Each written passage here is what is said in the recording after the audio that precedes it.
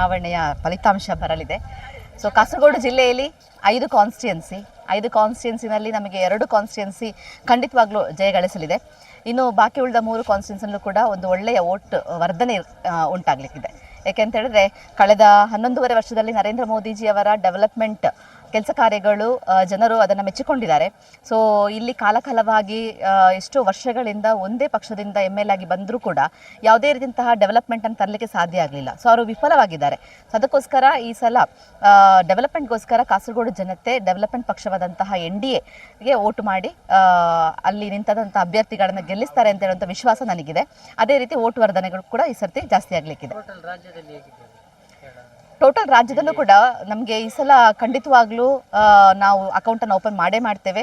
ಕನಿಷ್ಠ ಪಕ್ಷ ಒಂದು 10 ಸೀಟ್ ಆದರೂ ಈ ಸಲ ಭಾರತೀಯ ಜನತಾ ಪಾರ್ಟಿಗೆ ಬರಲೇಬೇಕು ಅಂತ ಹೇಳುವಂಥ ನಿಟ್ಟಿನಲ್ಲಿ ಕೆಲಸ ಕಾರ್ಯಗಳು ಮಾಡ್ತಾ ಇದ್ದೀವಿ. ಅದೇ ರೀತಿ ಈಗ ಬಂದಂಥ ಸಮೀಕ್ಷೆ ಪ್ರಕಾರ ಕೂಡ ಸಿಗುವಂಥ ಎಲ್ಲ ವಿಶ್ವಾಸ ಇದೆ. ಜನತೆಗೆ ಈ ಕಳೆದ 60 ವರ್ಷಗಳಿಂದ ಬದಲಾಯಿಸಿಕೊಂಡು ಆಡಳಿತ ಮಾಡ್ತಾ ಇರುವಂಥ LDF ಮತ್ತು UDF ಸರ್ಕಾರ ಬೇಸತ್ತು ಹೋಗಿರುವ ಕಾರಣ ನಮ್ಮ ಕೇರಳದ ಜನತೆ ಈ ಸಲ ಖಂಡಿತವಾಗ್ಲೂ NDAಗೆ ವೋಟ್ ಮಾಡಿರ್ತಾರೆ ಅಂತ ಹೇಳುವಂಥ ವಿಶ್ವಾಸ ನನಗಿದೆ. ಎಲ್ಲ ಸಮೀಕ್ಷೆಗಳು ಕೂಡ ಪಾಸ್ ಆಗ್ತದೆ ಅಂತ ಹೇಳಲಿಕ್ಕೆ ಸಾಧ್ಯ ಇಲ್ಲ. ಗಳಿಗೆಯಲ್ಲಿ ಅಲ್ಲಿ ಆ ಡಬ್ಬದಲ್ಲಿ ಯಾವ ರೀತಿ ವೋಟ್ ಹೋಗಿದೆ ಅಂತ ಹೇಳುವಂಥದ್ದು ನಾವು ನಾಡಿದ್ದು 4ನೇ ತಾರೀಕು ಆ ಡಬ್ಬ ಓಪನ್ ಮಾಡಿದಾಗಲೇ ಗೊತ್ತಾಗುವಂಥದ್ದು. ಸೊ 4ನೇ ತಾರೀಕು ತನಕ ನಾವೆಲ್ಲರೂ ಕೂಡ ವೆಯ್ಟ್ ಮಾಡುವಂತ ಮಾತ್ರ ನಾನು ಈ ಸಂದರ್ಭದಲ್ಲಿ ಕೇಳ್ಕೊಳ್ತಾ ಇದ್ದೇನೆ.